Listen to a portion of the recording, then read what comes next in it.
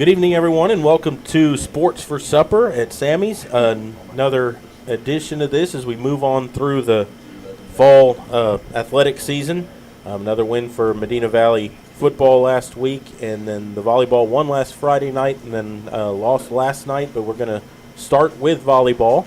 And thank you all for joining us. And Coach, if you'll tell us your name and introduce yourself, and then we'll go from there. Yeah, I'm Coach Krantz. This is my third year at the high school, and I coach the freshman volleyball team, both A and B team.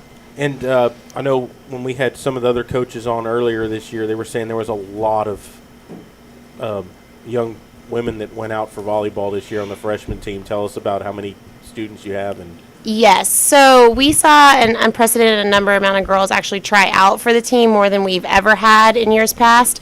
So it was really hard decisions. And so when we looked at the season, we decided instead of narrowing our scope for the years to come, we wanted to expand our program. And so that's why we introduced this double freshman team, A and B team. So now instead of just playing one game, we play two games, so 5 and 6 o'clock. So we have more freshmen than we've ever kept at 18 girls. So it's a lot to handle, but it's a lot of fun at the same time. So what day do the freshmen play? Do they play the same days as varsity or different? They do. So they play Tuesdays and Fridays. Not every school has A and B team. So on one team games, it just depends. You know, sometimes we'll travel all 18. Other times we'll travel just the A team. And then they play at 5 and 6 o'clock. So they'll feed into the varsity game just a little bit, kind of that first set, and then we'll come over since their sets are only 3. So how do you determine which group plays which game if one school only has one team? So it's just on a case-by-case basis, depending on what girls are doing well that week. It also depends on, should all 18 travel? Are all 18 realistically going to get into the game? So it's just what's best for the girls, and then also what's best for the program, because you know, the primary goal is to win. So we want to make sure that we keep that focus in mind while also encouraging women to become better at the sport that they love. So.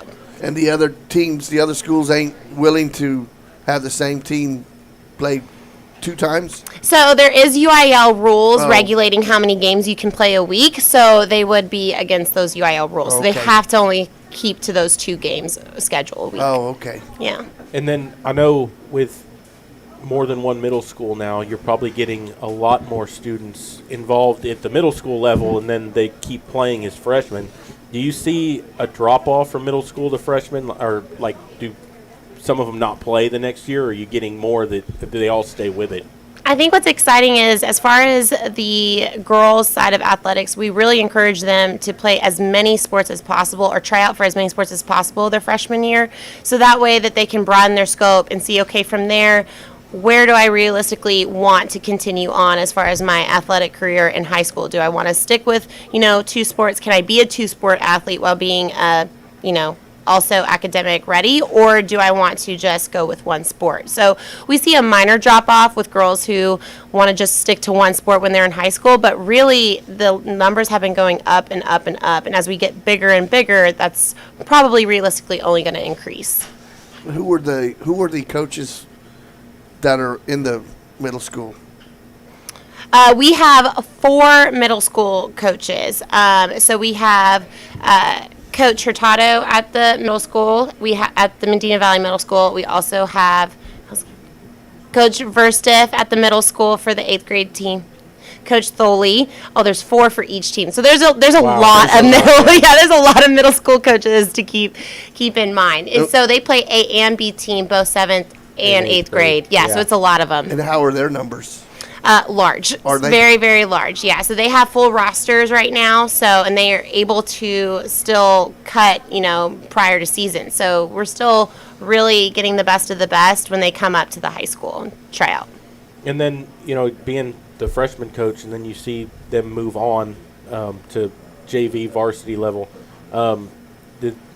How does that feel as a coach, being like, hey, I saw these girls, now they're doing this, and, that kind of went through you. How does that make you feel individually? Yeah, it's kind of crazy. I just feel like I have a lot of girls right now. We had a huge sophomore class last year, and every single one of them actually tried out for volleyball this year, and they're just such a strong class, and these two that are with me can also attest to that since they're both sophomores, that we just kept them all because they're just a great group of women. And so the bond that's being created in the volleyball program is unlike any other program that I've been a part of. These girls are just family on and off the court, and I think that kind of repeats itself back to the coaches as well. Like, we feel like they're part of our family, and so it's hard to let them go sometimes, but it's also exciting to see them flourish and be the best they can possibly be. And when you have the younger influx of players that go from being freshmen and then skipping the JV squad all the way to varsity, that has to make you also feel pretty special. Yeah, and we do that intentionally at times. You know, sometimes when we see somebody that we have faith in and confidence in, that we know that their next step is probably varsity, but we want them to get as many reps as possible, we'll intentionally keep them on the freshman team to make sure those reps increase, so that when next season comes around, they're able to step up to the varsity team and be ready to go. So it's really dependent on the kid and where they're at, and then where we see them going in the future. Wow. And so after the freshman game's over, you're on the bench for the varsity games too. Tell us about your role during that. So a lot of the times when we're looking at the varsity games, each of us are really focusing on certain areas. So myself and the JV coach are really focusing on the technique styles. The assistant coach, Coach Stein, is really focusing on what is the defense going on the other side of the court that we can be strategic about, as well as serving. And then Coach Griggs is obviously there, and she is the captain of it all. So she is manning the ship. So we really all play a key role, and we also play into the relationships that we have with these girls. Like, I know I can, really relay an information quickly to someone and they'll understand it better because we have that relationship. And so we play into those relationships that we have with the players as well. And what do you believe your most important strength is? My most important strength. Or what do you feel like it is as far as relating it to the players? What you bring as a coach to relate to the players. I guess that's a question for the girls. My famous phrases. I think you relate to us all very well. Oh, relatable. Yeah, I try to do as less words as possible with the most impact. So I feel like if I can be less winded and make sure that they get the point, we're ready to go the next set. You can't dwell on something that just happened. You have to move forward in a game. We only have so many points in a game. And so I think that it's important to focus on positivity and then relate pertinent information to that specific play that just happened. And how do you, so this year's kind of been up and down, Yes. How do you keep, I know your job is to stay positive, but Yeah. how do you keep their mentality positive at the same way? Like, how do you just move on from a loss? Like last night was a loss. How do you move on from that? Yeah, last night was hard. There's no, you have to accept that. And I think as an athlete, you also have to accept the failures and the positives that happened in the game. And I think that we all came into practice today as a prime example. We just felt defeatist, and you have to move on. So you have to acknowledge it in practice, say, yes, we all feel this way, but we have to get to the next point. We have another mindset. We're always looking 3 steps ahead, and we're not done when district is finished. We're going to move to playoffs. And so we have to continuously keep bridging that to have that focus for playoffs so that we can get to farther than we've ever been before. Well, the thing is, too, it's not like football where you've got a whole week, you got a weekend to kind of let it go. Yeah. You've got another game in 3 days, Yeah. on Friday. So you got to quickly get that out of your head and move on. And it's almost for the athletes too, they don't have necessarily the time to dwell on it. We don't have a Friday to Friday schedule, so they really have to mentally shift and prepare for the next team. So, McCollum and Harlandale play a similar type of style of game, and so now we're able to take what we learned on Tuesday and apply it to Friday's game. So is that who you're, McCollum, Friday night? Is that who you got? Yeah, Friday we'll night? play McCollum away on Friday night. That's a tough gym, right? It's always Yes. pretty crazy. Yeah, there, it's right? loud in there. Yeah. It's loud, and we just experienced that last night. Last night was a very strange atmosphere, lots of things going on, and so it's a hard lesson learned, but then we'll be prepared for Friday night. I just heard about this. What was the call during the game when they took 3 points from Medina Valley and gave the 3 points to Harlandale? Can you kind of explain to me how? I will try to explain the best I possibly can. Essentially, our libero, the one that wears the opposite colored jersey, she is our defensive specialist. So she's going to sub in for 2 people. That is the only person that can actually do that role. Everyone else is attached to only one person. So that's why she wears that special jersey, so they can see where she's at, since she's able to essentially be in the game almost the entire time. What happened is that our libero, essentially it's an illegal switch. So a front row player was getting subbed out with another front row player. That front row player then that came in, automatically switched with the libero, and the only person that can actually do that switch is the person that she was connected to. So we needed to make an additional change, and so we were considered out of rotation as well as an illegal sub. So what happens with that, and this is the first time we've experienced this, so we've been running this rotation almost all season, and so this is the first time we've actually experienced that call for ourselves. So we were a little shocked and taken back. So we had to look back into the rules today and last night when, we're really feeling it. And it is, in fact, the correct call. So they can, when that happens, as long as the other team hasn't served yet, they then take those points away, give it to the other team, and you lose the ball. Well, then, my question is, how come it took 3 or 4 points before they called it? Great question, and I don't think we'll ever know. When we were looking up this, we've seen teams that have experienced this when they're like 13 points into into a server. So, I mean, on the positive side, thank goodness we weren't 13 points up and that happened. On the retrospect side, I mean, it's a soul crushing thing. You thought you're in this momentum, and then you feel like it's taken from you. And so it's definitely something I think that we'll have to have further discussions about as we're like moving forward when it comes to district, and whether that's something that high school volleyball needs to take a look at. How late in the match did that happen? So it's second set. Okay. Yeah. So what I don't understand there is that something that the official scorer did, or is that something that another coach The pointed coach out? called timeout. Because somebody was sitting there Yeah, like a hawk their watching it and coach figured it turned out it- afterwards. turned it in. Is what ended up happening, yeah. We're not 100% sure. We don't know, to be honest. We don't know. We don't want to speculate I get that, right. but So yeah. we're not 100% sure what happened. We just know that, it's hard to come back from that. And I mean, our girls fought, and we're proud of them for winning that third set. Obviously, we wish we could have won the game. But it's just, something that we have to move forward knowing for Friday's game and for future. Yeah. And the reason I just knew about it is because I had talked to Derek, Deese's Yeah. husband, and I called him and asked him how the match was going, and he said, well, they just called timeout, and we lost 3 points. And I'm thinking, well, and he said, I don't really know why. And I haven't watched that much. I watch volleyball, but I don't know all the rules. Yeah. But I thought to myself, it has to be some kind of substitution, something that would take 3 points away, and why it wasn't called, why the official didn't call it right away if he saw it.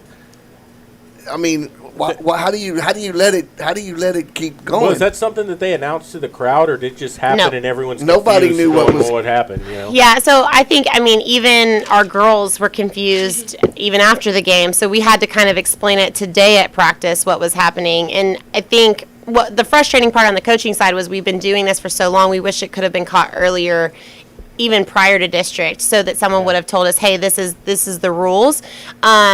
Because no team wants to see points go to the other side after you've gained that momentum. So it's a frustrating loss. And so it's one of those things we can either decide to continue to dwell in it, or we can push forward and, solidify second place. Because if we win out, that's where we'll stand in district. And that's where we want to be at this point. Right. So. Yep. Well, Coach, thanks for joining us. Thanks. We appreciate you being here, and we're going to move on to the 2 young ladies that you brought with you. And we'll do just one of y'all at a time, so whoever wants to go I'll go first. first. Okay, and if you'll just introduce yourself, tell us your year in school and your position and all that kind Okay. of stuff. I'm Kara Garcia. I'm number 3, and I'm a middle hitter and sometimes an outside hitter. And I'm class of 2025.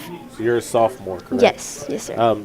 So tell us about that. So you played on freshman last year, or JV? I played on JV. You played on JV as a freshman, and then so you're probably one of the younger ones on the team, right? Yes, sir. And so tell us about that being one of the younger ones on a team full of upperclassmen and how that's affected you and how you've been able to learn from them. Honestly, I feel like it's really good because, like, in practice, I know if I'm, like, doing something wrong or I'm a little confused, I can always turn to them, and I know that they'll be there, like, helping me and giving me advice on how to do something and everything, because I might not know what I'm doing wrong, but they could, like, notice some things, and, like, tell me what's going on and everything. And I feel like that's very helpful just to, like, look up to someone, I feel like they're, like, a really great role model and stuff. So, middle hitter, outside hitter. Who is in your rotation when you come in? Who are the other two frontline people that are usually in there when you're in there? Right now, I go in when Haley and Tony are in first, and then, like, as the rotation goes through, it kind of depends on who's in. And that depends on whether I play middle or outside. And how vocal are you wanting the ball?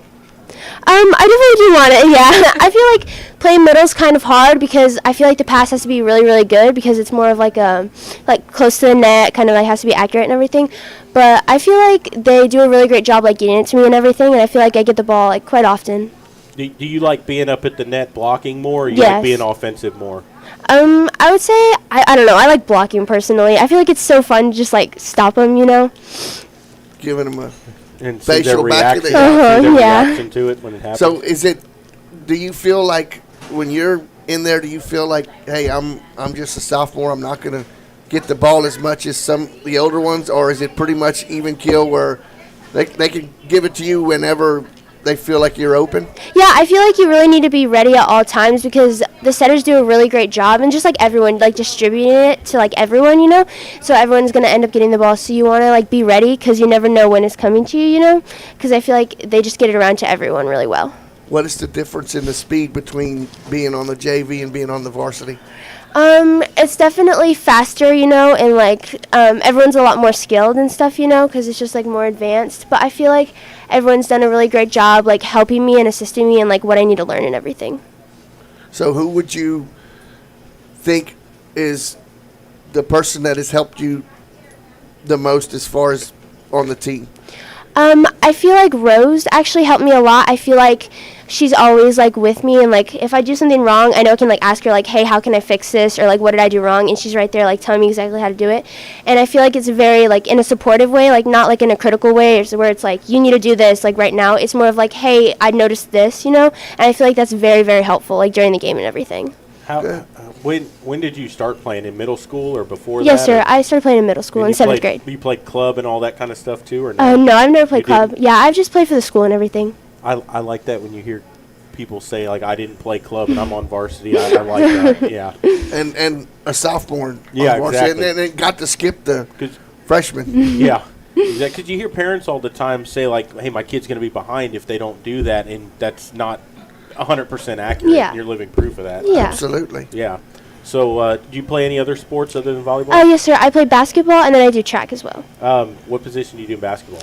In basketball, I'm usually like one of the guards, like sometimes bringing up the ball, but mostly just like assisting and everything. And what do you run in track? Track, I do like short distance, like more sprints. Like I'm on the relays, and then I do sometimes like the 200 by myself and everything. Cool. So in basketball, there's a lot of shoes to fill. In basketball on Yeah, the there was on a the lot of varsity girls that also, because graduated there's last year. a lot of them. Do you see yourself as having a chance on the varsity, or I feel like it's kind of hard because right now, like, basketball off-season is going on, like, while I'm playing volleyball, so I have to make sure I'm keeping up with, like, staying, like, not getting rusty, and, like, practicing outside of school and everything, but I feel like once basketball season starts, as long as I, like, put in the work and work really hard, I feel like I can, like, gain, like, I can work the same amount as everyone else, Yeah. good? Yep. Well, good luck to you. Yeah. Good Thank luck to you. you, and thanks for joining us tonight. Yeah, of and course. Good luck on the rest of the season. Thank you. And we'll move on to the other young lady, and if you'll tell us your name, position, all that good stuff. Okay. I'm Abby Beale, and I play right side and middle hitter, and I'm number 4, and I'm a sophomore as well.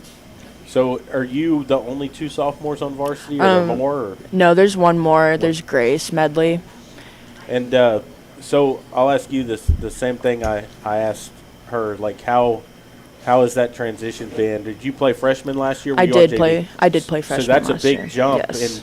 And tell us about the speed difference from the freshman level to the varsity level. It's definitely a lot faster because like freshmen, it was more like just straight out of middle school. So it's like everyone was like really just adjusting to like getting to high school and everything, but everyone was still playing like on the same like level because we were just all freshmen. And then jumping to varsity, it's like playing against like seniors and juniors and everything. But I think I've adjusted pretty well. Was it intimidating at first? Yeah, I was shaking a lot the first game. So can you like credit your teammates for helping you adjust definitely. to that a lot? Haley Hurtado has definitely helped me a lot, and Tony, because they help me with like everything. Like if I'm getting down about like if I hit it out or get blocked a bunch, then they always tell me to keep swinging and like always try to like encourage me and keep me like high. So we were talking to your coach earlier about the kind of the ups and downs of the season. How do y'all as players, get that? Like last night, we're going to get it out of our head and move on to the next game. How do you go about doing that? I feel like that translates in practice because today it was a pretty bad practice because everyone's energy was low after a tough loss.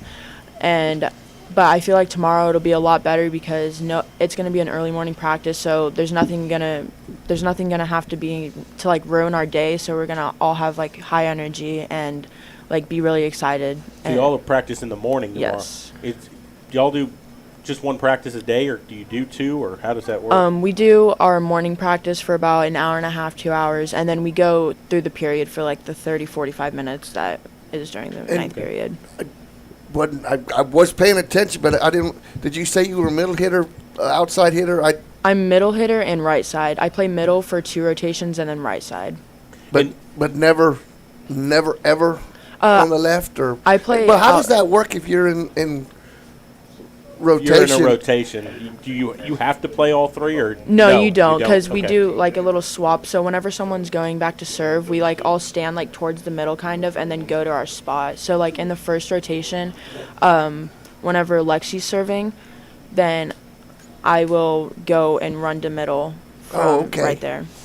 And do you like being more defensive or offensive? I love blocking way more than Really? offense. Why? Yes. I just feel like it's more fun to like shut people down and like just stop the ball, and I feel like I'm kind of better at it than offense. Because then they can go woo like that, and it makes them feel better, right? So,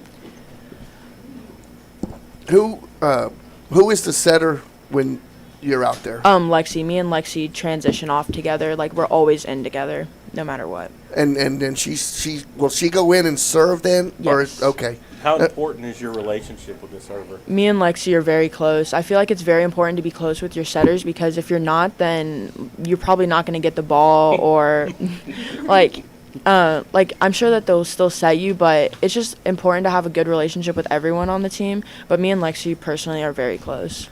And do you feel the same way as this young lady, that just because you're a sophomore, if you're open, they're going to give you the set? I feel like Lexi will set me no matter what. Like if I'm calling for the ball, then she'll hear me and set me. And who are the other young ladies that are with you when you're in the first rotation? It's Haley on my left side and then Rose on my right. So then when she comes out, you are in there. We Transition. For each other. Okay.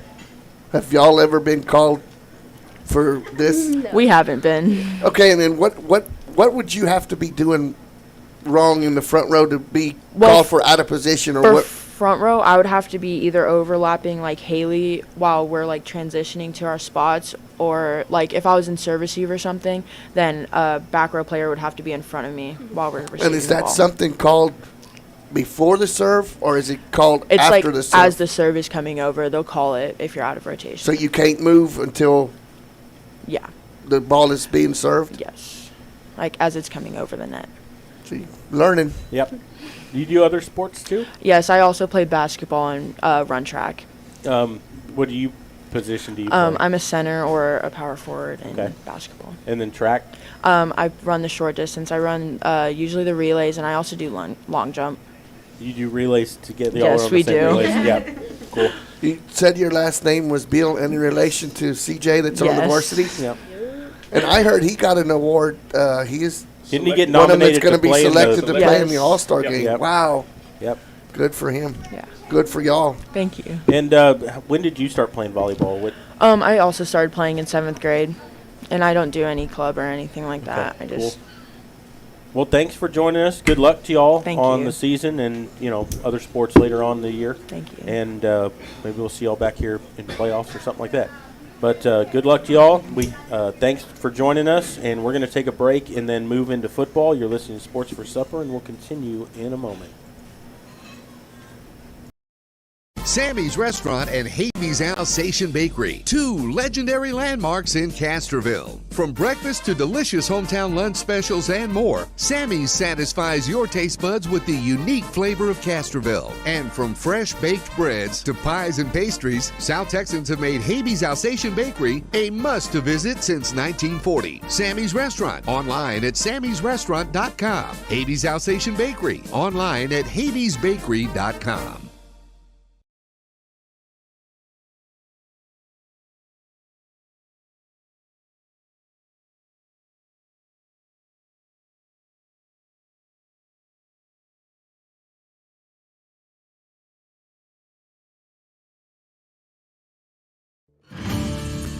Texas, 268,000 square miles and then some. Twice as much elbow room as California. There's just no place like Texas. And you can take that to the bank. Texan Bank, poised and ready for a future that's wide open. Member FDIC.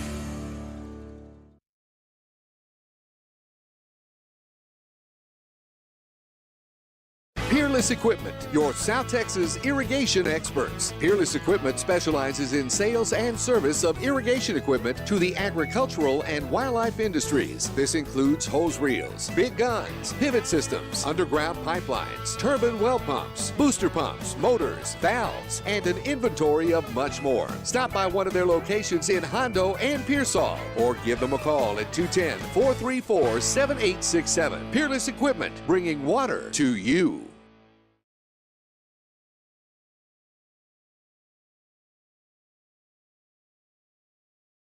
Are you ready for a vacation? Tanya with Travel by Design can help you with all your vacation destination needs. At no cost to you, she can plan all of the details tailored to your unique wants and needs. So all you have to do is enjoy your vacation. Tanya is a certified expert with Disney, Universal Orlando, and California, Sandals, and all cruise lines. Give Tanya a call at 830-931-4834 or visit her Facebook page, Tanya with Travel by Design, for all the latest specials and must-do vacations.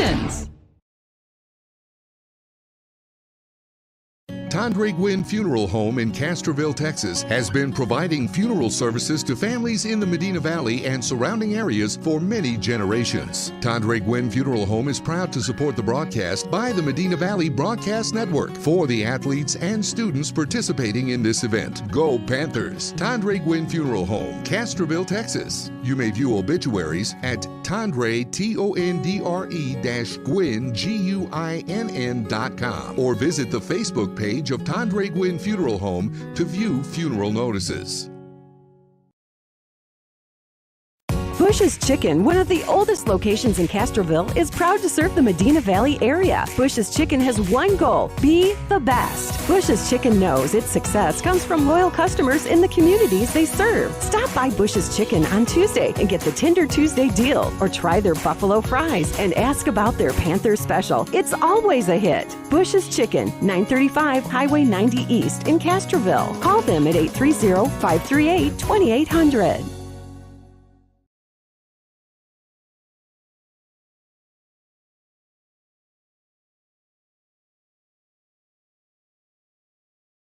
Facilitate professional guide services, lodging, and fantastic meals while providing the best in Southwest hunting. Contact Double T Outfitters to find out details about their current package hunts. Contact owner Brett Ferguson at 210-413-1597 or online at doubleThunting.com. Welcome back to Sports for Supper, as we were joined by the volleyball a while ago, and we're going to move into football now, and we have one of the coaches with us, the offensive coordinator, correct? Yes, You'll sir. tell us your name and introduce yourself, and then we'll kind of go from there. I'm Matt Medley. I'm the offensive coordinator. This is my second year here. We came from West Texas, where I was the coach in Midland for 14 years.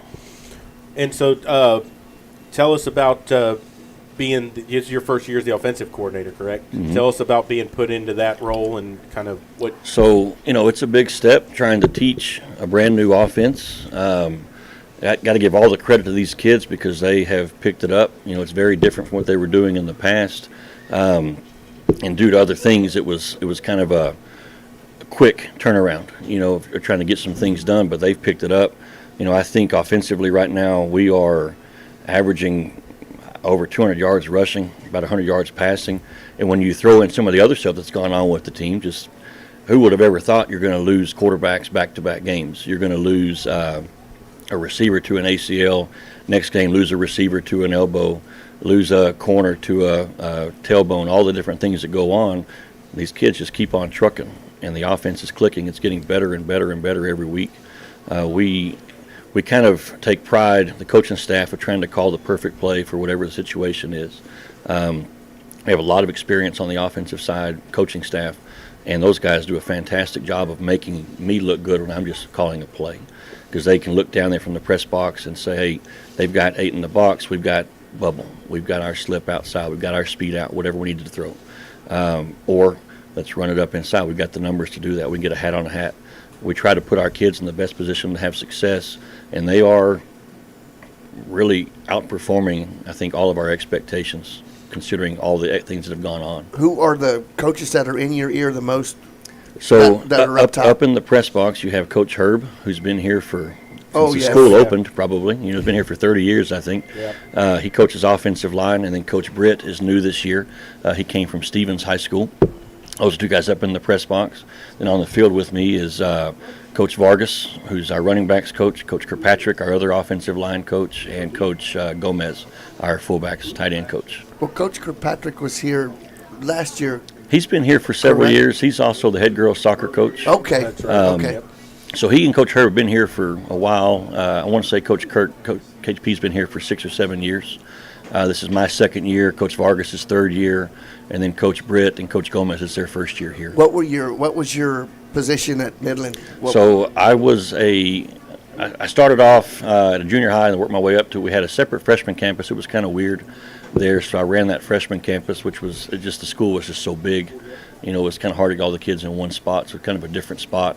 And then my oldest daughter, is a sophomore this year, so we kind of made that decision. If we want to move, we need to do it before she starts high school. She's actually the other sophomore that's on the varsity volleyball team. Okay. Kind of made the decision, we wanted to be in a big city, but not right in the middle of a big city. And this school checked off all the boxes, as far as academics and things like that what we were looking for. And that's made the decision to move down here. It's been great ever since. So you're happy? Very much so. Good. It's my kids love the school district, and I always laugh when you hear people complaining about the school district because it really is good. Like, it is amazing the things that go on in the high school. My 2 little ones go to Castroville Elementary School. Mr. Center over there, the principal, they love him. It's just great. We could not ask for a better school for our 3 kids. And Claire Thunder's over there also as the assistant. Mm-hmm. Yeah, and all 3 of my kids really like it. They've made great friends here. As a parent, when you can feel safe sending your kids to school, that's a huge thing. They're getting what they need academically. They're getting what they need athletically, socially, all the things you want. We love it here. Go ahead. Go ahead. Corey. I was going to say let's talk a little bit about Southwest this week. What is they going to pose problems for you on their defensive side? They're a physical team defensively. They're going to line up and they're going to run their defense. And they're going to run it very well. It's kind of a small world because Coach Franco and Coach Medley, who are the head coach and I think the DC, they were in Odessa when I was in Odessa back in 2007. Coach Medley worked at Permian. Coach Franco and I worked at 2 of the junior highs that fed into Permian. So just kind of a small world that we all end up down here together all these years later. So we've known each other for a long time, and they run a very good, tight program, and they're going to be physical. They're going to come after us. I would guess they're probably going to load the box up and dare us to pass, and that's fine. Are we going to see, because I keep the score clock for the JV or freshman, whichever game is here Thursday, are we going to see their JV mirror what you're going to see I think so. Friday night? I think so. I think they're going to line up in their base defense on Thursday. They may do a little bit more on Friday, but I think for the most part they believe in their system. They're going to just line up across from you and dare you to beat them. It's going to be a tough physical game. What is their size like on the defensive line? Because there's not too many defensive lines that have the size of our offensive line. Is Yeah, our offensive line, when you get 4 guys coming back from last year that were all starters, and you have your running back, that's kind of what makes our offense go, is we've got all these returners in that little area right there, and we feel confident against anybody. We played those boys last week, and they were pretty good sized. These guys have some pretty good linebackers, very good secondary guys. They tackle well, they fly to the ball well. They're just going to play tough, efficient football.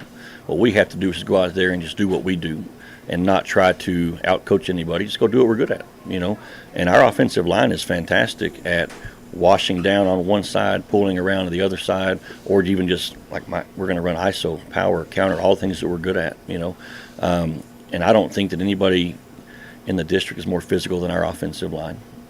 These guys are pretty good, and I'll put our money on our offensive line. And the thing about it is you're going to get them back for next year. Most of them. We're going to lose 2, but we're going to get most of them back. I'm sorry, we're going to lose 3. We're going to get most of them back. As far as skill players, Jaden next to me is a senior. The rest of our guys are all sophomores and juniors that play running back and a receiver. So it's pretty exciting, thinking about what we can do this year and carry it over into next year. I was going to say, how nice is it as a coordinator to have a running back like Guerrero? That's what I was going to say. A tough runner. He's not easy to bring down. He runs through tackles, It makes it pretty easy because I think he's averaging, 6.5 yards every time he touches the ball. Last week he had 197 yards and 5 touchdowns, and it really makes it easy to call plays because, okay, it's second and short. Well, let's just give the ball to him and let him. Even if we miss a block, you still have a very good chance of him breaking a tackle and gaining yards, And then it helps later in the game because they've got to bring their outside backers in. They got to bring their safeties down. We can hit our quick stuff outside, our vertical stuff outside, and pick up yards that way as well. I know one of the things that you probably never foresaw this year was having to have a freshman quarterback step in the middle of the season. I noticed in that first game against Martin, you all simplified the offense very well to get him involved into the game and not just throw him to the wolves out there. How has his progression come along over the weeks, fitting into the offense and adjusting to the speed of the game? He's doing well. It's almost, if you go back to the beginning of the season, we've almost had to run 3 different offenses because we had Colin at the beginning and what he was good at and what Michael was good at, and kind of were able to put them both in the game and run 2 different things. And then with what happened with them, we go with Xavier, and he's picking it up very quickly. And, you're going from 8th grade to varsity with maybe 2 or 3 freshman games in there in between. That's a pretty big jump for the kid. So it really helps that our offensive line is so strong, our running game is so strong to be able to spoon feed him. But he works very hard. He's a very smart young man, which all 3 of those guys are great quarterbacks. And he was helping us on Fridays, the first couple of games, so he was down there learning the signals and seeing what we were calling, and he retains it very well. And I want to say last week he was 12 of 14, I believe, throwing the ball. And, we're just taking what we get. So if we get the quick game, we're going to hit it. We get a vertical game, we're going to get it. He's getting better and better every week. Well, the thing that I've been most impressed with him is the ability to stay calm when he does get under pressure. Or I think he had one last week where the snap got away from me, just kind of picked it up and coolly, he just threw it away. And to have that. He did that to Jaden, actually. The snap kind of bobbled back there, and he kind of scrambled, and they looked at each other, and he kind of tossed it over the top. Right. And it was towards our end zone. We ended up scoring on that drive. It was a big play. Very cool, calm customer for being a freshman in high school. Well, and that's what we talked about after the Laredo Martin game. You're going to look at the program, and you're always going to see that 9 next to his name.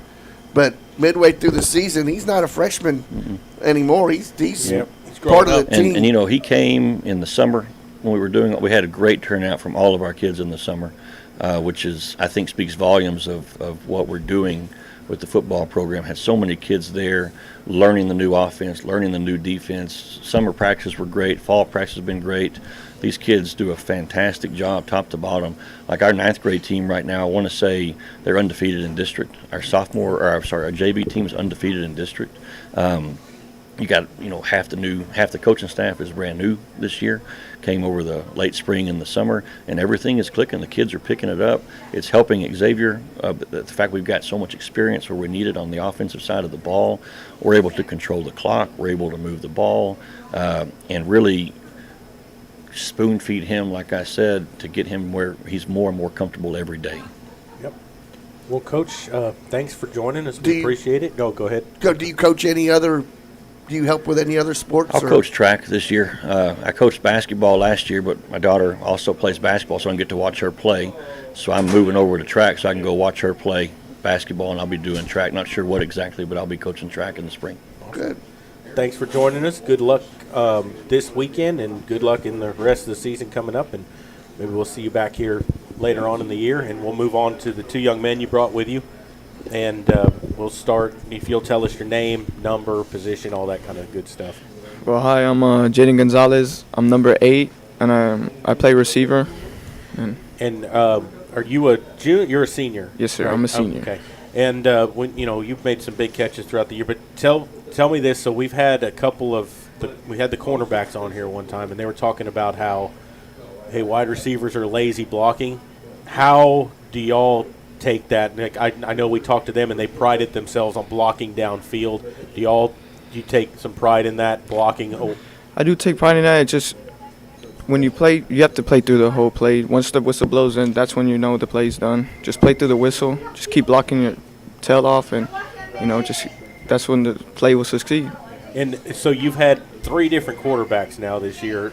Is there really a difference between them throwing the ball to you? Like, do you see a difference in how the ball gets to you or anything like that? Or has it been an adjustment? I see the ball coming at me in just the same way. I just see the ball being thrown to me the same way, and I just try to 100% effort just to catch the ball. And I noticed you're usually lined up against their best corners, or you're isolated by yourself out there. What do you like being out there, like on an island with them, one-on-one with somebody? Yes, sir. I love the competition. It just gets my confidence up better and just makes me want to play harder. What was it like? Because we couldn't hear on the field, but there was a lot of chippiness in that last game going on in that last game. What is that like? Does that motivate you when the defensive back says, "Hey, man, you can't beat me," and come up with one of those miraculous catches like you usually do? Yes, sir. That lights me up. That gets me going. Really, that's what I love about the game. Just the chappiness with each other. Just you can do what you want in that game. What would your perfect scenario? What would you rather do?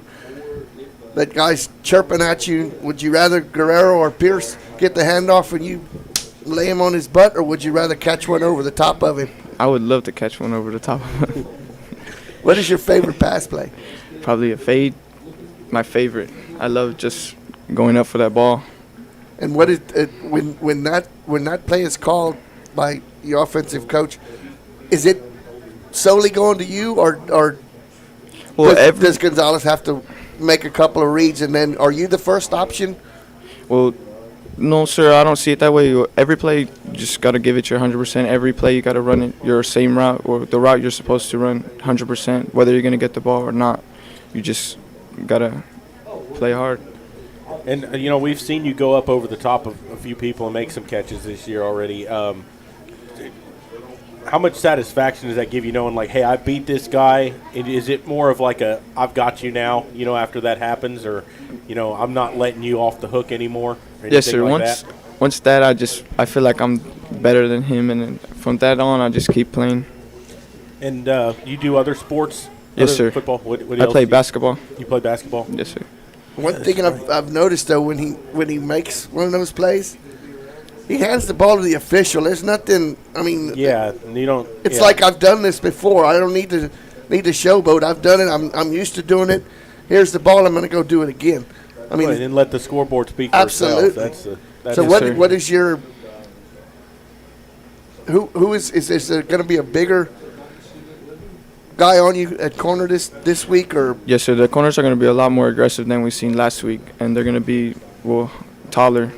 Do they play up on you, or do they back off a little bit? On me, they usually play a good 5 yards off me, and then play side with no yardage on the left hash, it'll be press, contact. And I know sometimes you don't know when a running play is going to just kind of bounce outside towards you. But I mean, sometimes if they're called for that outside run and it's coming your way, what are you looking for? You blocking the guy right in front of you, or are you moving to somebody else? Or it all depends on where the ball is on the hash. I would like to, if it's on the left hash, I would like to just push him out of bounds, or I'd give the running back a good lane, a good hole, or I'd like to push him inside. Well, thanks for joining us. And you're a senior. Any plans after high school? No, sir. No. Cool. I didn't know what I wanted to do either when I was a senior. So Get out of school. yeah, get out of school. That's exactly right. I could not wait. Graduate. All right, if you'll tell us your name, number, position, all that good stuff. I'm James Stanton. I'm number 7, and I'm a sophomore. And so you're a defensive back, right? Yes, sir. And so tell us a little bit about your role, what you're looking for when the offense lines up, where you're at on the field, that kind of thing. Against Southwest or just in general? Just in general. Mainly it's just depending on that week, like reading where they're lined up and what like my job is for that kind of formation. Like if they're a real run-heavy team, got to focus on the run. But if they're real pass-heavy, you got to see how many receivers are out there, like who the threat is, who their number one target is, and just things like that. And so against Southwest, what's that going to be for you? They're a big run-heavy team, so I'm not so much worried on the pass as much. The whole defense really is focused on the run, stopping that first. Do they use their quarterback into their running game a lot, or is it more than one running back, or how do they do that? It's mainly the running back. They have like 2 or 3 pretty solid running backs who just kind of run it up the gut. They don't even bounce it outside; they just come right at you. They're really good at sticking it up the middle. Is their offensive line pretty good size? There's some pretty big guys, yeah. So it's gonna really be a dogfight in the middle. Well, and we noticed in the game against Laredo Nixon, with the defensive line was able to take up, the guys on and allow the linebackers and the defensive backs to make plays. How important is the line play going to be against Southwest? We got to be really gap sound, because if the D-line can make really big plays, it gives us a lot of room for the backers and the DBs to flow and be able to clean up like the mess they make in the middle. Not the mess, but they kind of cause chaos down there. Right. But you're seeing more and more playing time as the year has went on. What am I trying to, is there one person on the team that kind of gives you more support? One person that, if something goes wrong, they're it's kind of like a mentor kind of thing. Like if you make a bad play, everyone's kind of there telling you to keep your head up. But the guy who's really been with me the most is James Martinez, the other safety, because he's older than me. He's got some more experience. He just kind of helps me through things whenever I mess up, or if he messes up, we both kind of have each other's backs. Well, and one of the things that we've noticed throughout the season, especially when young men come in here like y'all are now, there's a lot of young players on the defensive side of the ball.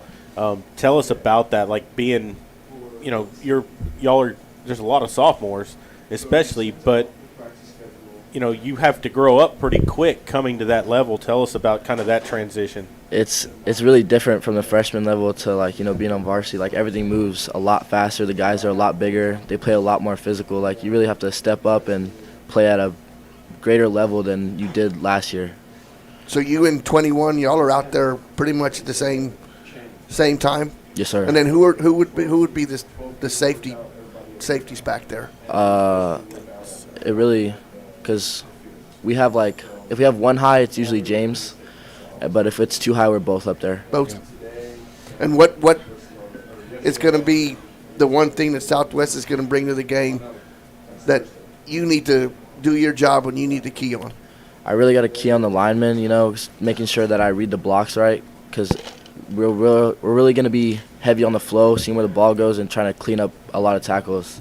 Just trying to make sure that they don't get the ball as many yards so that we can hold them to a fourth, or like a 4th and 3 or a 4th and 4, to get that 4th down stop and get the offense back out there. Is there any one player that you've watched play college or pro that you kind of like their game and kind of respect how they play it? Yes, when I started playing a lot of safety, I really paid a lot of attention to Brian Dawkins and Ed Reed. Those are kind of my idols. Brian Dawkins. Yeah. pretty good for the Eagles. Yeah, yeah. You do other sports other than football? Yeah, I do field events and track. Field events and track? Cool. Yes, sir. Which field events? I do high jump and like triple jump. Triple jump. Yes, sir. Good. And so, go ahead. Call your shots. Y'all got to call a y'all shot. You got to gotta just make a tackle for prediction. loss, scoop and score. A touchdown. More than one. Hopefully a scoop and score. Scoop and score. Yes, sir. A one-handed catch.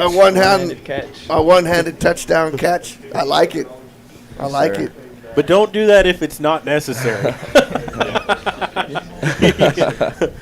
But, well, thanks, guys, for joining us. We appreciate y'all being here, and good luck in the game Friday night and the rest of the season. Maybe we'll see y'all back here in the playoffs. We're going to take a break, and then we'll come back. You're listening to Sports for Supper, and we'll continue in a moment. Double T Outfitters offers Beale, Station Bakery, two legendary and exotic hunts in Southwest Texas on over 20,000 low-based acres. They facilitate professional guide services, logic, and fantastic meals while providing the best in Southwest hunting. Contact Double T Outfitters to find out details about their current package hunts. Contact owner Brett Ferguson at 210-413-1597 or online at doubleTHunting.com.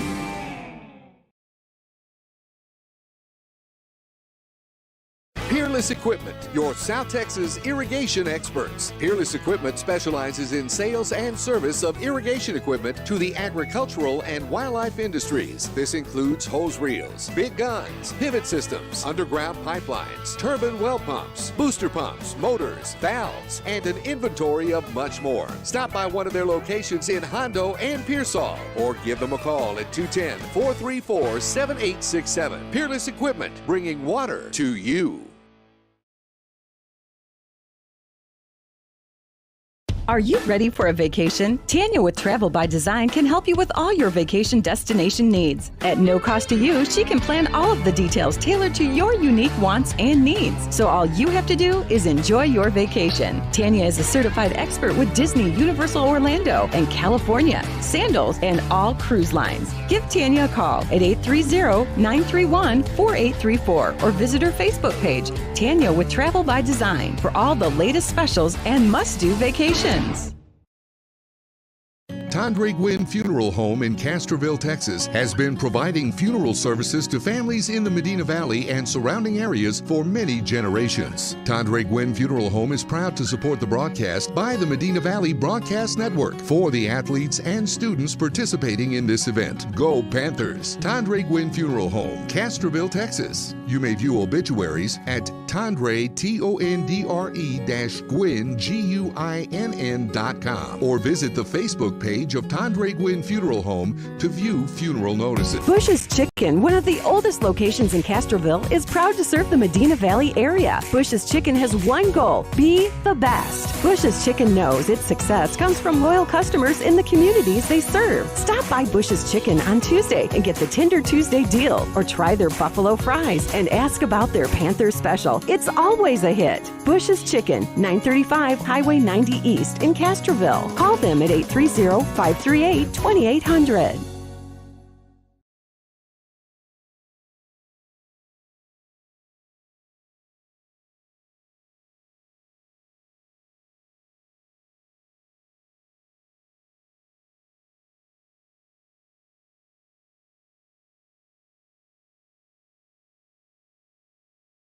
Details about their current package hunts. Contact owner Brett Ferguson at 210-413-1597 or online at doubleTHunting.com.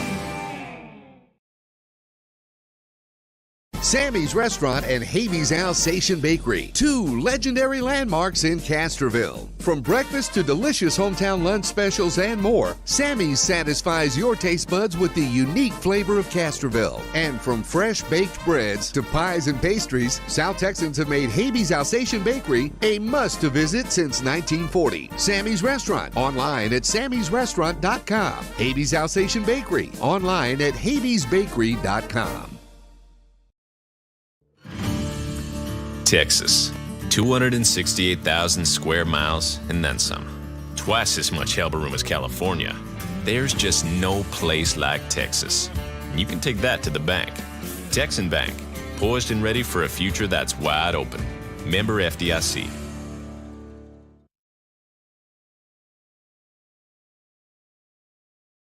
Peerless Equipment, your South Texas irrigation experts. Peerless Equipment specializes in sales and service of irrigation equipment to the agricultural and wildlife industries. This includes hose reels, big guns, pivot systems, underground pipelines, turbine well pumps, booster pumps, motors, valves, and an inventory of much more. Stop by one of their locations in Hondo and Pearsall or give them a call at 210-434-7867. Peerless Equipment, bringing water to you.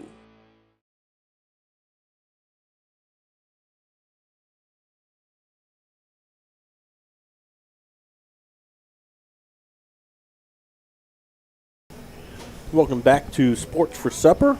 We had a good show on tonight. We had the volleyball on here earlier, and we had offensive coordinator on a little bit ago with a couple of the young men. And even after the heartbreaking loss, positivity from the coach and the two young ladies that were here. And, those young ladies were sophomores, and they weren't hanging their heads. No. That shows, the maturity of just the whole team to overcome.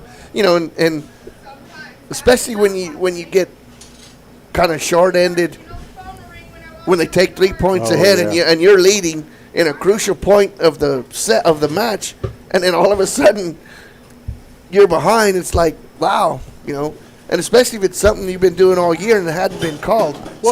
Obviously, obviously somebody saw something on video, and probably said something to the officials either before the game or once it was happening. And I mean that's gamesmanship, That's you see something on video, you're gonna bring it, that's what we whatever were you can saying use to earlier. your advantage. Yeah, someone was sitting there watching. I bet the coach from Harlandale probably said something once she noticed that they were down. Yeah, Well, and it's just like this is a different sport, but it's just like my niece when she was powerlifting, gets to the state tournament and still wearing the same suit, one of those lifting suits, and then gets called because the suit folded up in the front, and it was the same thing. So just something that somebody saw that, and fortunately for the volleyball team, they still control their own destiny. They may not be able to get first, but still second place. Does that award you a home series? I don't know how volleyball is. I don't think they've done that in volleyball because we won the district last year and we didn't. Oh yeah, we did get a first round home game, didn't we? I think that's just for football. But I think last year I don't remember who we played in the first round, but I think we flipped home and home, and I think we ended up winning the flip because we did the same thing in basketball. Yeah, you remember? flipped home and we home. flipped. Okay. Yeah, so it'll be the same thing. So, but still, at second place, you're going to play the probably the SAISD district, and if you get second, the worst place is to be fourth, and you get Alamo Heights. Yeah. So if that's the way we go when you get that district, which I haven't looked at yet. Well, but I've looked at the standings. There's no way we're going to end up in fourth place. Not after the win. Unless you lose all the games. Well, but with who you have coming up, you shouldn't. And there's 3 teams that are 4 and ahead above the rest of the district. Yeah. Which right, I saw there were some that had a losing record. Yeah, which we've only lost 3. Yeah. Well, but you could get third or fourth. You could get second. I think moving forward, the next big match is against McCullum. Yeah, and the Panthers took care of them here, but it's different. It's at down McCullum, there and we will broadcast that game Friday night. Dwayne and Matt will be on the call Friday night live from McCullum at 6:15 or so, as soon as the JV match is over. So, and then we'll also have the football game on live from Southwest, and we're just hoping and praying that they're going to have signal and service over there. God, during the last few times we've been to Southwest, there's been a tower down or something's wrong. But it's a little different situation being in their away from their gym. Well, yeah, but that tower, it's been a tower issue. It provides internet for them. It provides everything. So theirs won't even work if that's down. So we'll just hope and pray and keep our fingers crossed that we can bring that game to everybody Friday night. Well, even if it's just audio. Yeah, even something. If it has to be. Yeah, we do what we got to do. Yeah. But, big game for Medina Valley Friday night is you've got, Southside's 5-0 in district. But then you've got Southwest Laredo Figueroa and Southwest Legacy, all are 3-1 in district. Mhm. Then you got Medina Valley right there. Well, Medina Valley still plays Southwest, and they still play Figueroa. So you've got 2 of the 4 teams ahead of you. You still got on your schedule, and the big ones this week. Well, you win 2 out of the next 4 games. 2 out of the last 4 games, you're going to the playoffs. Yeah. It'd be nice that those 2 wins, come over Figueroa and Southwest. We got 3 games left. Is it 3 games Yeah, left? it's 3 games left. So 3 games left, and so win 2 out of the 3. Yeah. You're in the playoffs. South San is the other game. But Medina Valley plays this week, and then they have a bye next week. Yep. They have a bye because it's on my birthday. Yes. I know Oh, it's is a it? bye, yep. That's next week is the bye already. Yep. Okay. So we won't have a coach's show. We won't have a coaches show next week. And also, thing to remember, I don't think Medina Valley's probably not going to end up in the district championship, but they still have a chance to get second place. Yep. Legacy's going to have to lose a game or 2, but other than that, Southwest and Figueroa, you can get 3rd place easily still. You can still get 3rd. You can still get 2nd. Yep. So it'd be nice to, finish up there in the top. Get that home football playoff game. But if nothing else, get in the playoffs, and stranger things have happened. Yeah, and the big thing is there are 3 games left, and you've won 2 in a row now. Hopefully, they can get on a win streak, win 5 games going to the playoffs, absolutely. and get some momentum. And Jared, a month ago, you lost your starting quarterback first game of the season. Then you lose your backup quarterback, and you throw a freshman in there, and things were not looking good for the Panthers. Yeah. But they kept their focus. They kept playing hard. Coaches kept coaching them hard, and found a way to make things work. And a lot of it is Guerrero right, Guerrero left. I mean, you hand that kid. I think he had 194 yards rushing and 5 touchdowns last week. Yeah. I mean, I know you had the offensive coordinator on here. Hopefully, he talked a lot about giving the ball to Guerrero because that is, Southwest is we're gonna go over to Southwest Friday night. Southwest beat us last year by shoving it down our throats and making us like it. And I think that's what we're going to have to do to them. It's going to be a quick game. Both teams are going to take the air out of the ball. They're going to try to shorten the game, and we just got to keep doing what we're doing. Don't make the mental mistakes like we talked about at the beginning of the year, which we're doing a lot better of, and score, finish drives when you have an opportunity. I think that's the main thing. Yes. I'm saying it's going to be a low-scoring game. And protect the football. That's going to be a big one in a game like that. Oh, yeah, You've turnovers got are going to be protect the huge. football, Turnovers will be huge. And right now the Panthers have done a good job of forcing fumbles. We saw last week a couple of kids went in there and they were swatting the ball out, trying to get the ball out. Yep. First guy gets there, wrap up, the next guy goes in there and tries to get the ball out. And, so things have worked out that way. So big game this week. Looking forward to being in the hole Friday. Yeah, down in the hole. But luckily, this is the first time we're going there later in the season. At least it won't be so hot down in that hole. That's true. Hopefully. That is true. Yeah, we usually No air they're in the movement. district now, so instead of playing them early, in August playing or them September. a little. Yeah. And I think the first school front's supposed to come in tomorrow, or I think next Tuesday or Wednesday. It's not there's supposed to get over there's 74. a light one coming in this week, Right. and then the other Change one, the air. which has Yeah. a chance of bringing some well-needed rain. I remember comes going in over Monday. there years ago. We went over there and played, and it had flooded. Oh yeah, Remember that? And the mosquitoes were so bad. Right on the river. Oh, gosh, yeah, that was bad. But we'll be on the air around 6:40, 6:45. It's a 7 o'clock kickoff over at Southwest. Make sure you tune in Friday night for the volleyball match over at McCullum. And I think next Tuesday as well, right? Are they going to do a game Tuesday or no? Southside is coming up. I can't remember if it was Tuesday or Friday, but we'll only be doing one game next week again because we will not go to Southside. No, there's we refuse to go there. Well, nobody gets cell service Yeah. inside their gym, so there's Cannot no way. get any cell service there at Southside. And then if you do happen to get any at all, you're in the far corner on the table, Yeah. and can't We even had see the the court. open. Yeah, with the door open, and we had to run an antenna out the side door. So we will not be at Southside, and then I think it's South San after that. So I can't remember, but there's one game we'll do next week. I can't remember if it was Tuesday or Friday. And since the bye next week, we won't have the Sports for Supper show on Wednesday night. No game next week. But then we'll be back with South San at home the following Friday night. And guys, any last thoughts? The only thing I want to say is we have one more home game for sure, and we've been showing the band and everything. We've had some problems because we want to run the mic outside. Yeah, we have to. That's the only way you can hear. But we're going to try to find a different place. Maybe we're going to run it maybe up to the top. I don't think the cord. We don't have a long enough. We don't have a long enough cord. You don't? No. Okay. Well, we're going to try to go out. And guys, I'm going to say this right now. When you put a microphone outside or you open the press box windows or anything, well, you can't open the windows. No, but you're going to hear crowd noise, and you're going to get whatever they say, and we cannot control that. That's nothing we can do. That was pretty funny, though. We can tell them there's a hot mic on, and what they say is what they're going to say. Well, but you can only tell a certain amount of people that are sitting there, and at halftime, inside our press box, people are in and out, in and out. So we had one year. It's y'all remember, it's a touchy situation. Y'all remember about 3 years ago, we had a little kid that was out there, and he was going up to the mic and cussing. I remember that. Yeah, I remember that. So we do what we can. Yep. But nonetheless, we'll be on the air Friday night. Make sure you join the volleyball broadcast. It'll be on MVBN2 against McCollum. That's a big match for them.